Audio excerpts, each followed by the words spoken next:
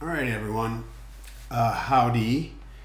It's kind of late in the afternoon. Actually, class has just started technically, and I finally have the energy to try to put together a video. So, apologies for having to not meet on our second week. I'm pretty bummed. I enjoyed last week and was looking forward to this week. And it just kind of sucks to start this semester like falling on your face health wise. And this is like this third kind of major illness I've had in as many months. So I'm getting frustrated and like over it here. But I don't like to just completely cancel classes if I can avoid it. And one thing I tend to do in these kinds of situations is just like record the lecture talking through the readings and just post it online and let you guys take a gander at it, and then we can follow up if you have any questions or comments or whatever. And I think we're just going to do Wichelns this week. I do really like the Galonkar essay on object and method, and I think it's an important one, but I also think it's really dense and tough. And I don't know that I have the brain power to try to walk through it and explain it all. If you do like think of yourself as maybe a like future rhetorical critic, if you think maybe a PhD is in your future, dissertation is in your future, then I definitely would recommend putting that one on your list to read through and really think through at one point, because it's powerfully brilliant, as every essay written by Dilip Galonkar. But it's maybe a little bit more intricate than we need to go right now. The main kind of thrust for this week was to be thinking about the kind of the rise of rhetorical criticism. So this essay by is it Wichelns? Anyway, Wichelns takes us back to 1925, so early 20th century, and I think this is a significant like historical moment for the field of rhetoric. And a fairly important like first major statement on like what rhetorical criticism is and how it functions. So we'll look at some of that stuff. Obviously it's pretty dated in terms of like, the stuff that we're talking about today, but there's a few, I think, elements that we can hang on to and that are useful. So the way I think about this essay is a kind of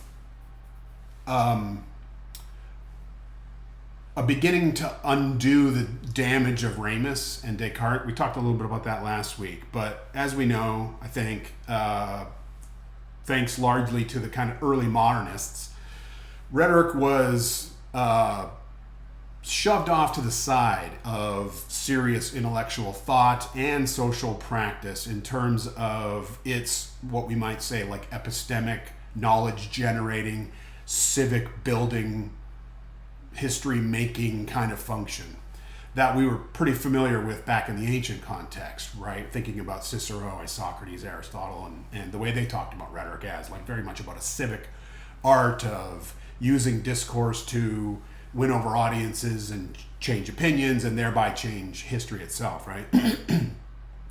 But Ramus and Descartes pushed it aside.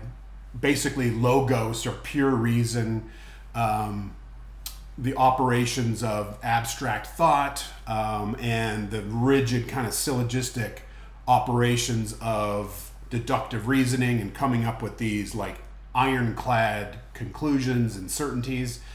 Descartes was all about certainty, as was Ramus, and rhetoric doesn't really deal with certainties. Rhetoric deals with probabilities, right? And so they hated it, right? Like, get it out of here. We don't want it. We want certainty. Logic and science were all the rage for, 200-300 years there, and then along comes this Wichelns essay in the early part of the 20th century, which begins to bring things back together, and begins to kind of reach past all of that modern stuff, that early modern stuff, and is thinking more, I think, classically, in terms of, I think of this as, well, it's heavily Aristotelian, but it's also got that spirit of like Isocrates and Cicero in terms of like public life and sort of that political edge to it, right? So as I think we know as well, because rhetoric got pushed off to the side, really what counted as rhetoric from like the 17th century into the early 20th century was this belles-lettres business, right? Like good composition. So kind of like literature, like how to write well, how to write with good manners, and how to conduct oneself. And I think about like the stuff on taste in the 18th century, the Hugh Blair and the Campbells and some of the other, like Hume and so on. They're talking a lot about taste as kind of appreciation, but it's very aesthetic. It's very like kind of literary. You think about the arts, you think about the high arts, right? So rhetoric was really kind of about these like sensibilities, about eloquent compositions, but not about audiences and not about publics and not about movements and not about like checking power, right? It's about right thinking and right speaking, matching speech to thought that has been generated elsewhere, right? By the logicians and so on, and the philosophers and the scientists. Rhetoric comes along and makes things that kind of management theory of rhetoric in the modern period. Where it's really just trying to nicely package truths and conclusions that have been generated elsewhere, right? So rhetoric had this kind of diminished role and function for a long time, and then along in the 20th century, along comes folks like Wichelns, and we'll talk about some more as we proceed here. We're doing just a kind of quickie, broad version of the history of the birth of rhetorical criticism. It really does kind of happen right here. And so we'll look at what Wichelns is saying about what criticism should do and what's involved. I just looked him up a moment ago. I wasn't sure like what his background was in. Like, was he an English major, or was he more like a poli-sci major or a historian? And I still didn't get much on there. He wrote a dissertation on Edmund Burke, which would probably explain like so much data essentially on Burke and a lot of these contemporaries. To me, so he got his PhD, I think, just a few years prior to the publication of this thing. And to me, this has this vibe of like, and I've done this, right? You're trying to use your dissertation. You have all of these like extended examples and quotes and everything. And it sort of feels like he's importing a lot of that. There's section after section. I hope you guys didn't like bog yourselves down and try to understand every example he's providing, because I just zip through all that stuff every time I read it, because he's just giving examples of the things that he's saying rhetorical criticism is not, right? And so I don't go too deep into that.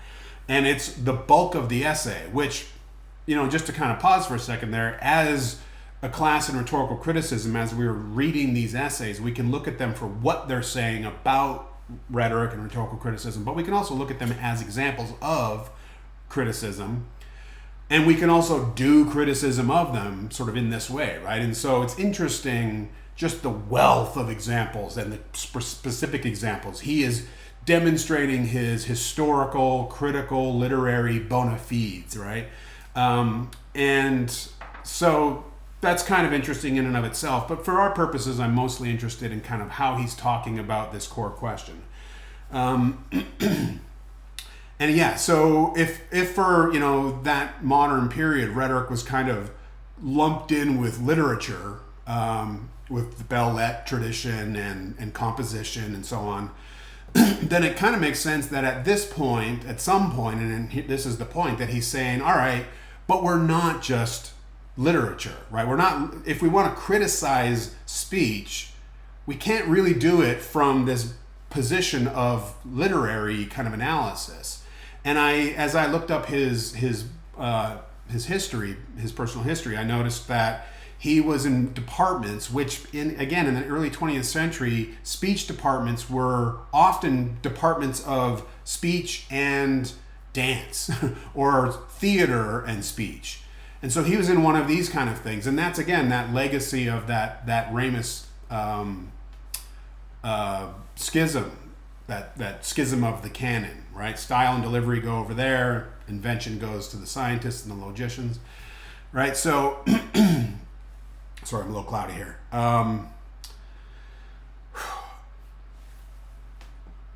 Shoot, I lost it.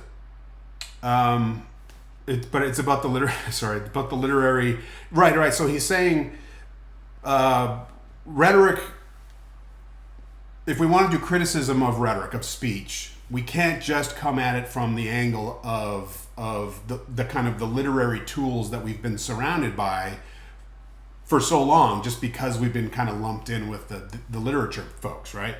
So there's this act of breaking apart what Ramus had smashed together, which is style and delivery, and that's what rhetoric is. And he's trying to expand, he's trying to push against that finally.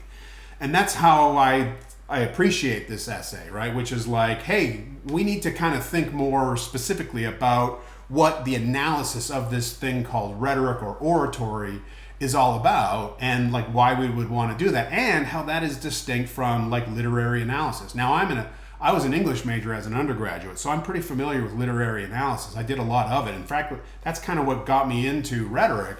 Is this? I discovered that I had this really sort of strong ability to analyze texts, right? Because as an undergraduate, I was analyzing poems and novels, short stories. I was writing short stories. I loved all that kind of stuff, all those intricacies of imagery and pattern, all different kinds of patterns and themes.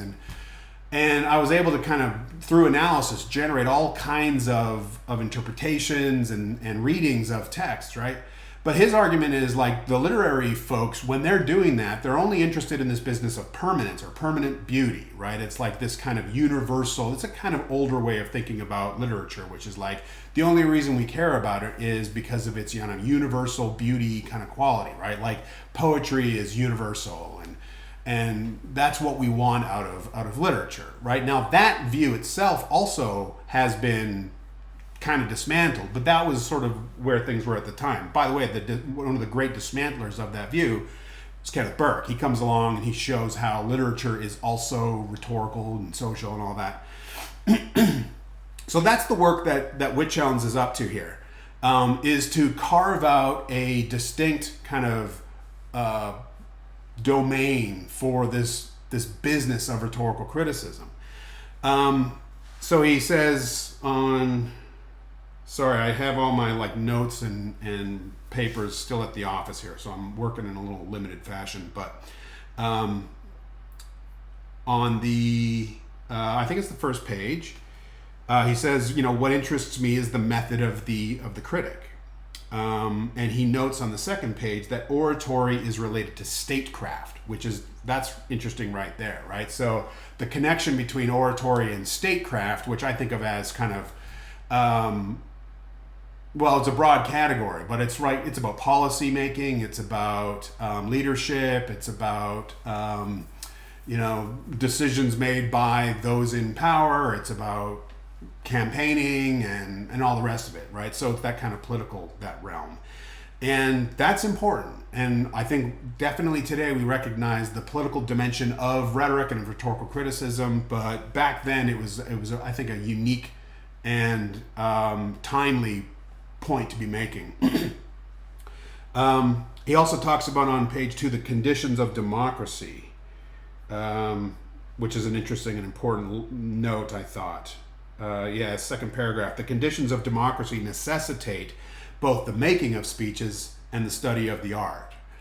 Now, when I first came into the field of rhetoric, the business of political speech was still kind of dominant, right?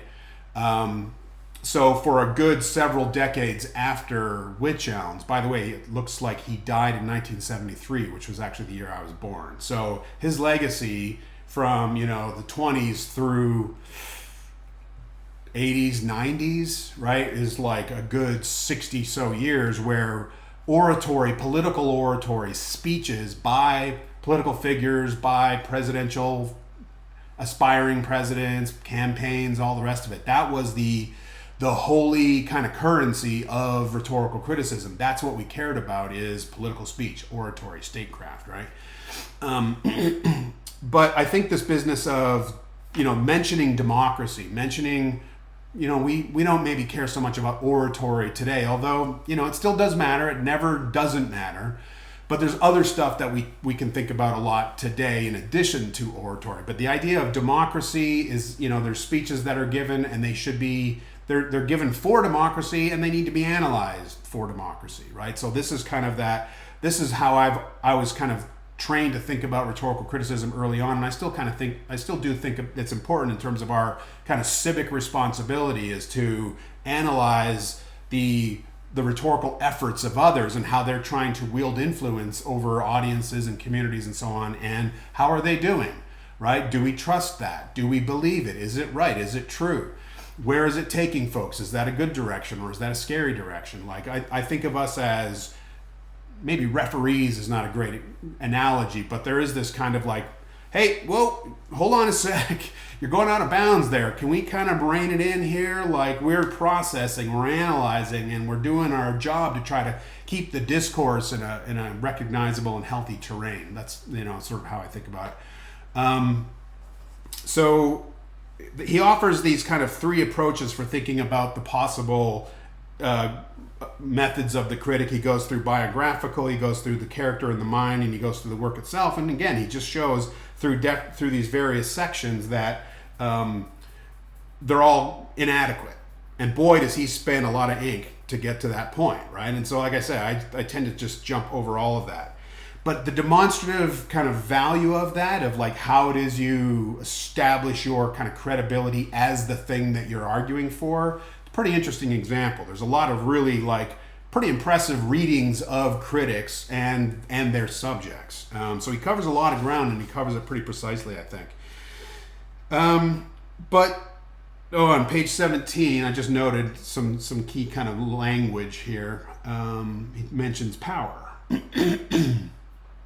I don't want to dwell trying to find it too much here, but he says he mentions speech as a form of power, and he also mentions platform and occasion, which I think is super relevant, right? So,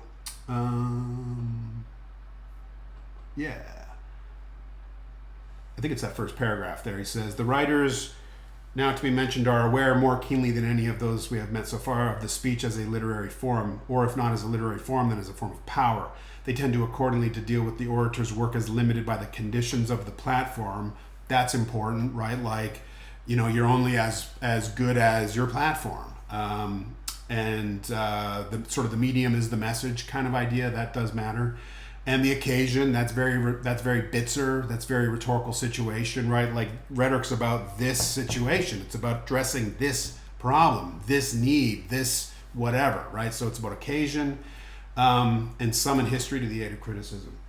So that's good there. I want to kind of jump to the end and make a few final points, and that's pretty good here. So page 24 at the bottom, I also have a comment here. 23, sorry. The bottom of 24, these passages are written in the spirit, is that it? Yeah. Of the critic, public speaking, they have the point of view that is... Is that all right? Is that the right one? The art of influencing humans in some concrete situation. I'm sorry. Can't find it. But I wrote that down. The art of influencing humans in some concrete situation. Is that the 24 or 29? Can't even remember my writing. I'm sorry. A public persona whose function is to exert influence by speech. Yeah, that's important. All right, so 25, he mentions this business of the literary critic is interested in permanence and permanent value. That's on 25. And I believe that's in the second paragraph. Yeah, second paragraph of 25. All the literary critics unite in the attempt to interpret the permanent value that they find in the work under consideration, right? So Shakespeare has permanent value, even though we can't understand the language anymore. The idea is permanent. It's part of the human condition, right? That's the kind of the old way of thinking about literary criticism or literary analysis. And he says rhetoric's not that. Now, he says that rhetoric does borrow tools of literary criticism. That's that legacy of the style, delivery and style, right? So style, in terms of the canon, invention, memory, delivery, arrangement, style, that element of the rhetorical canon is what most connects to the literary, right? Literary analysis. There's a lot of overlap there. So yeah, you can say that literary criticism is still an element of rhetorical criticism in terms of those stylistic qualities, those aesthetic qualities. I've done a lot of stylistic analysis. I think it's super important. But that's not the end of the game, and we're not interested in permanence, right? So he says on page 26, and that's the key page. He says, this is the implied attitude of all literary critics. On this common ground, their differences disappear. They're all about permanence.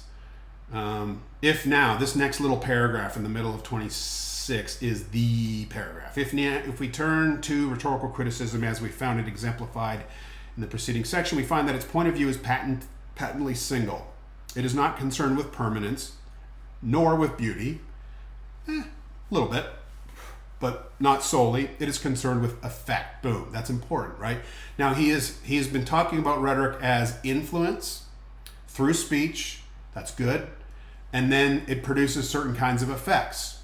That's good. We want all that. And then that question of how. All those little choices that go into the creation of the influence and the ongoing effects of that influence. Those are all good, useful ways for the rhetorical critic to get into a text and to understand it and talk about it. It's concerned with effect. It regards a speech as communication to a specific audience, usually, and it holds its business to be the analysis and appreciation of the author's methods of imparting ideas to the hearers. It's pretty good. That can still hold up to a great degree. And then he goes on to talk a little bit more about what rhetoric is, and there he gives us a very Aristotelian frame, right? And so after Wichelns, and this is a theme that we will see regardless of Geonkar, but I think he talks about it a fair bit, which is this business of, okay, so Wichelns does a really nice job of kind of situating this new thing of rhetorical criticism and, distinguishing it from literary criticism and also noting its relationship to sort of political theory or poli-sci or like this whole business of statecraft, right? But that framing and that approach is very heavily Aristotelian. And so we can talk about persona, ethos. We can talk about arguments, logos. We can talk about style or aesthetics, pathos, right? And so that's kind of where he lands in terms of how we want to be thinking about rhetoric, which is obviously not a bad place to land. Aristotle's super useful. But, he's going to get a lot of emendation throughout the years and decades following this. So let's see here. He says on 28, 29 that rhetorical criticism is necessarily analytical, and then he kind of proceeds to get into the Aristotle stuff. And then there's one more line on 31.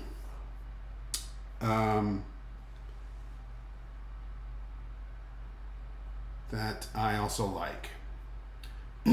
So many examples, so many names, little name dropper. So in that second paragraph on 31, he says, rhetorical criticism lies at the boundary of politics in the broadest sense. I like that, right? We're not only talking about sort of formal politics, but like politics in a broad sense in terms of, and this is where Kenneth Burke will become very helpful because he talks about literature and the kind of the values that we find in literature as having political implications. He says every kind of aesthetic implies a politics. And that's a huge statement, right? So when you talk about the politics in the broadest sense, and Burke comes along and says, hey, guess what? We can talk about poetry. We can talk about books. We can talk about, like fiction books. We can talk about music even, right? Because aesthetics imply politics. They put us in certain frames of mind. They say, through their values and their interpretations, what is kind of better and worse, right? So we can kind of fill in a little bit more here and get even happier. Boundary of politics in the broadest sense and literature, right? So when we think about politics over here and literature over here, rhetoric is sort of in between. That's not terrible, right? And again, because we have a lot of literary, poetic, stylistic kind of qualities to speech, but obviously it's very much about practicalities and it's about kind of change making and about getting things done and all that. But rhetorical criticism is kind of in that space.